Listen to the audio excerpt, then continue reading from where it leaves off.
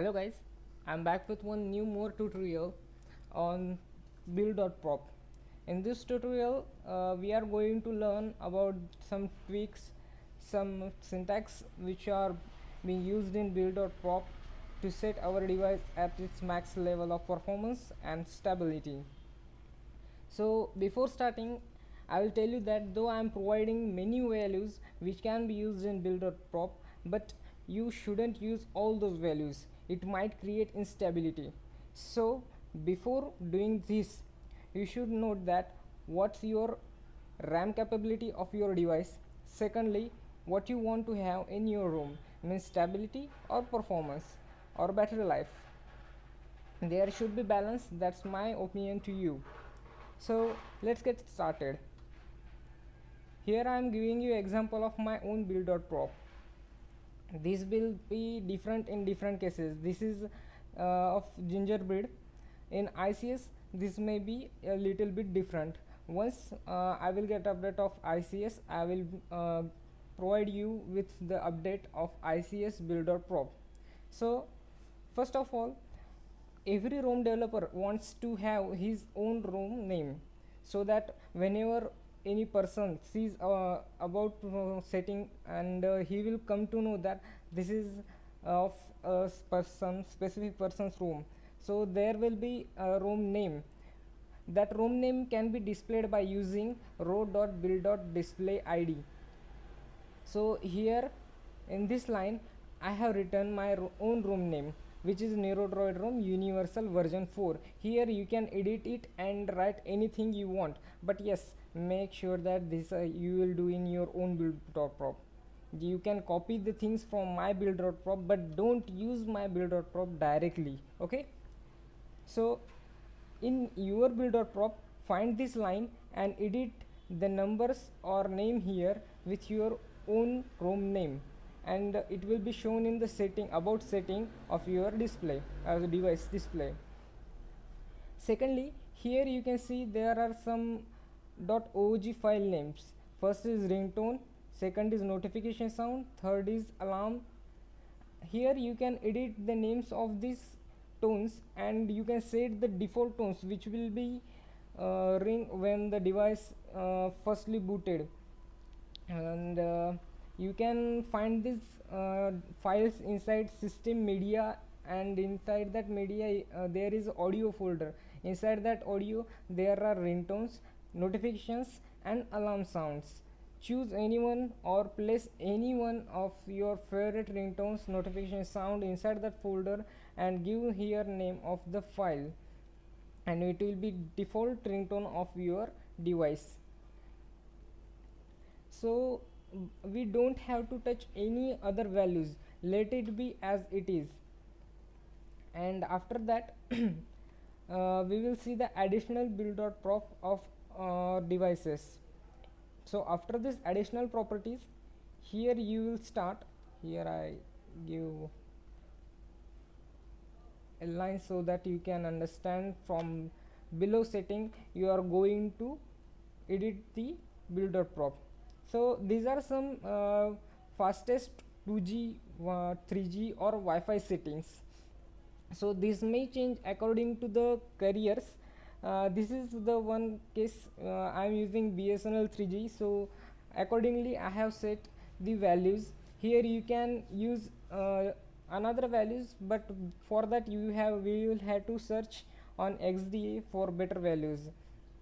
So you can use it as it is from my Build.prop. There will be no problem, I am sure about that. The latter is TCP buffer size values.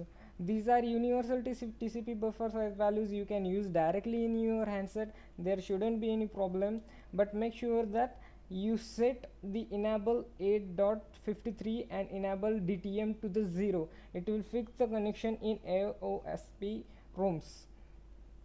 And here I have provided some DNS servers and DNS values, which will help you to set connection at its max level, and disconnection problem will be removed. The next is highest photo and video quality. In this you can see that the ROM media JPG quality line is there. I have set it to 100. 100 means 100%. and you can change it to the anything you want, like 80, 90, 100, anything, but it will probably affect your jpg quality, means your image quality. If you set it to 100, you will get 100% image quality inside your device. Later is panorama difference. This is the panorama resolution, and this is the panorama frame rates. This is set to the 720 pixel. If your device supports 1080 pixel like Samsung Galaxy, and then you can set it to the 1080 resolution. Latter is jpg, mapcap, and video buffers. So here 8000000 value is the best value which I have already set. You can just copy it to your device. Latter is fps value, that is set to the 65. This is the best one. Usually device has a fps cap inside it, so we shouldn't have to touch the original display fps cap. This is for the video, so you can change it, but no need to change it. This is the best one. Latter is the media management values. These media management values are used for streaming videos. These are the best values. All are set to true. You can directly put it in your Build.prop, and the streaming of the videos using the real one player and mx video player will be better. Now this is the main thing.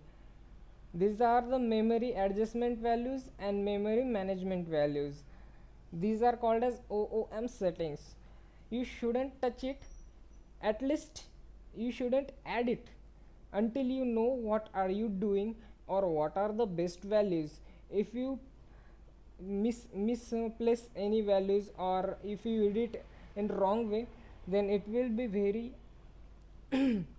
sorry, it will be very effective on memory, so your device may become unstable. Once I had edited the values, and approximately 250 MB of my RAM was always being free, so I wasn't able to I wasn't able to understand what was the exactly problem. At that time I come to know this about these OM values. I adjusted it, and now usually my room always has nearly about 220 MB free, and it's also stable.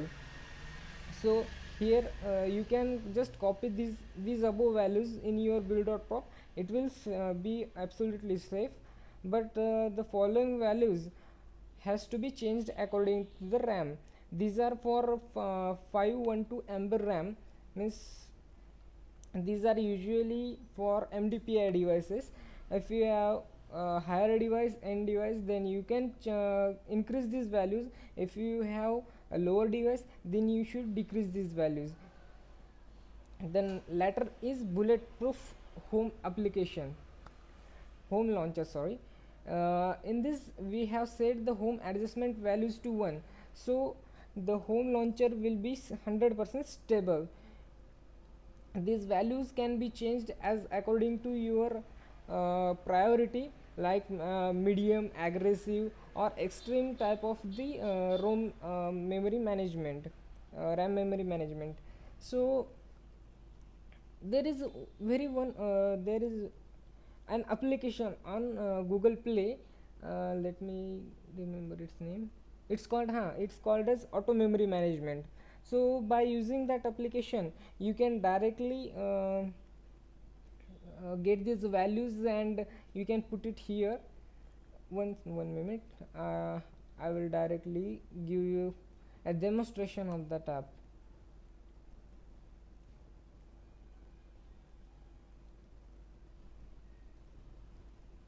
Okay, here is Google Play. We will go to the Google Play, and I will directly tell you where the exact app is.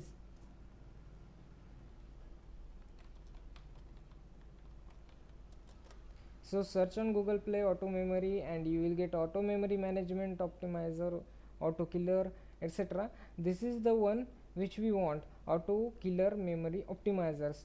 So just go for the free one, or if you want the pro version, you can get it. This is the best app from which you can get the values, or you can directly use this application to set it for max performance. But as we are the ROM developers, we want it in our ROM. So for using it in our ROM, you can get the values like here in memory, foreground app 6, visible app 12. This is the page value and memory value. Set it as you want it. So next is battery saving tweaks. In battery saving tweaks, we have set the sleep mode to 1, Wi-Fi scan interval. Very important thing. This is the value where max of the people's mistake while setting its value. The valid value is from 80 to 999, only from 80 to 999. If you set it beyond 999, then it won't be valid, it will revert to the default. And if you set below 80, then it will cause instability. It will be very frequent checks of the Wi-Fi devices, and the battery drain will be very high. And those who are using the AOSP ROMs, so I recommend them to not to set the values to 300. If you set the value to the 300, it will cause instability. Second is row mode ERI dot loss alert delay. This is kind of signals when there is a loss of signals, then at that time the error message is displayed. So we have set it to the 1000, means and the signal alert will be less, and it will help you to save more battery. Next is the scrolling responsiveness and increase overall touch responsiveness tweaks.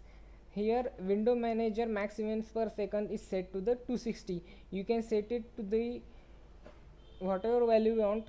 That means the numbers of processes that can be handled in each second. I recommend it to set to the 300 or less. If you set it to the 500, 600, it might cause instability. Latter is performance tuning. One means on. This is one of the best tweak which can be used in the Build.prop. Video acceleration by using the hardware. If you use hardware, then video can be played very smoothly. Later on, in some ROMs, multi-touch screen is not enabled by default. You can use this line to enable touch screen. So many new devices comes along now with the multi-touch enabled already, and the numbers of the touch are set it to 2. So no need to write it if you have already multi-touch screen device. If not, then you can use this value to enable it. Latter is mean pointer duration.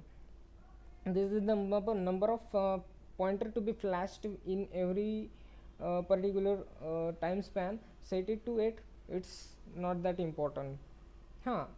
Next value, render UI with not GPU. Here we want CPU. Render UI with CPU. If you have a very good CPU, then you can use software debugging by using the CPU. You can set it to 1 or 0 depending on your priority. If you find any performance decreasing, then you can change it. These are the proximity delay. So you can just copy it to your Build.prop. No need to change it. This will help you to disable the black screen issue after a call when you hang up, or when you cut any kind of any call. At that time there should be a black screen. If there is error, there should be a black screen. To avoid that black screen, these proximity delay times should be used. Latter is kernel. Something is related to kernel. I don't know exactly what it is, but by setting it to 0, you can fix some application issue that might cause. Just search over XDA about it. I am not sure about it. Latter is screen rotation modes. By using this window manager screen rotation mode, you can set your rotation of the device to 270, 360, 180 or 0 degree, etc. Usually stock gingerbread ROM won't support the 180 rotation, but the CM gingerbread ROM can support 180 rotation. So you can add it into your Build.prop if you are CM ROM developer. And if you are not CM ROM developer, then there shouldn't be any use of using 180 window rotation. Latter is the Dalvik Tweak. So in this Dalvik Tweak, sorry, here it is one mistake. In your build.prop, if you have this line dalvik.vm dot dex dax opt, so you can change this line to this line, the flag equal to v equal to n comma o equal to v. So I just cut it from here. You can find it the similar line and change it to the this one. Dalvik execution mode, just in time execution mode initially is enabled by using this line. Here you can set the Dalvik VM heap size. I have set it to the 64 MB, which is maximum for me. If you have a better device, you can go for higher values, but I recommend usually to use 64 MB. Later on, decreasing the dialing out delay. Here road.telephony.call ring delay equal to 0. When you have a call, so how often faster should the ringing should start when there is a call? So by setting it to 0, your device will start ringing as soon as the call arrives on your device. These are the Fling velocity values by for faster scrolling. Yes, these are the values which might cause instability, but this is good case for higher end devices. I have Xperia Mini Pro, and for my Xperia Mini Pro, the value range from 8000 to 12,000 is best. If you are lower end device, then you can use from 4000 to 8000. If you have higher end device, then you shouldn't increase it, cause this the 12,000 is the maximum best value for this Fling velocity. Now this is the one nice tweak, ADB notification in status bar. You know that when you plug in USB cable to your device, at that time USB debugging enabled is shown in the status bar, and you can see the two notification. First is for USB debugging, and the second one is for your phone connection method, that is maybe media transfer mode or memory card mode. So if you want to disable that notification of your USB debugging enabled, so you can just put this line in your build.prop, and that notification will not be shown. And if you do you want that notification, then just change this 0 to 1 like this, and the notification will be enabled again. Now this is one more tweak to remove the FPS cap of your device, but this is unstable one. Not all devices support the FPS cap removing. If you remove the FPS cap, there might be any kind of flickers on your device. If there is no flicker, then you can just use it. If you set it to 0, then FPS cap will be activated. If you set it to 1, then FPS cap will be deactivated. I set it to hash. Okay, now there shouldn't be any problem. If you just paste these build.prop tweaks, and if you remove this hash, then it will be activated again. Okay, now many devices has capacitive touch buttons for back and menu option of Android devices. So if you want that LED buttons to be on, then you can set this line to 1. Whenever your screen turns on, that LED will glow. If you set it to 0, then their behavior will be normal. The next tweak is for disabling lockcat view. So you can set it to disable if you want to disable the lockcat, and you can enable it by just deleting this command, this syntax from your build.prop. Actually, lockcat is a live process which runs in the background. By disabling lockcat, you can optimize the speed of your device a little bit more. Next is disabling boot animation. If you want to increase the boot time of your device, then you can disable the boot animation. By disabling boot animation there shouldn't be any problem, but in AOSP ROMs there is no booting if you disable the boot animation. So be careful doing while doing this.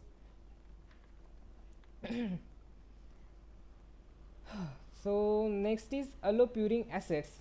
By using this command line you can tell system that you should free up some RAM when there is low RAM. By setting it to 1, system will automatically free up the RAM whenever it gets low. The next tweak is Qualcomm tweak. The Qualcomm tweak is a very nice tweak for the Adreno GPU and Qualcomm CPU users. By using this you can directly use your processor for using the status bar and hardware optimization for better performance. If you want to have any app locked inside your memory, that means it shouldn't be killed by using any kind of task manager or any kind of force closing. Yeah, force closing will work, but by using any kind of task manager the process shouldn't be killed. So just remove this hash from here and keep the process name instead of this com.example.app. Suppose if you want to make bulletproof of your home launcher, like I have Sony Ericsson launcher in my device, so I can write here com.sony ericsson dot launcher, for example. So my home launcher will be bulletproof now. So by using any kind of task manager it shouldn't be deleted. It was just an example. So later on these are the mixed tweaks. Actually I don't know what's exactly the meaning of each line here, but this is the best one which I like. Shutdown mode equal to hibernate. If you use this tweak inside your Build.prop, your device will be hibernated whenever you shut it down or reboot it. It helps you to increase your boot up time.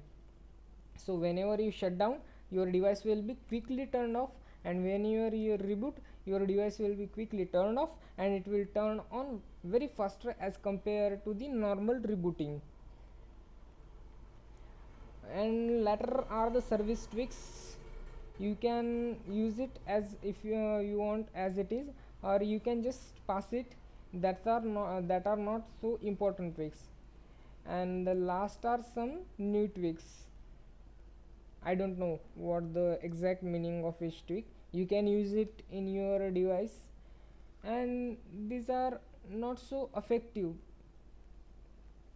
If you have any kind of information regarding these tweaks, then you can comment on my thread or PM me. I will update the information as soon as possible.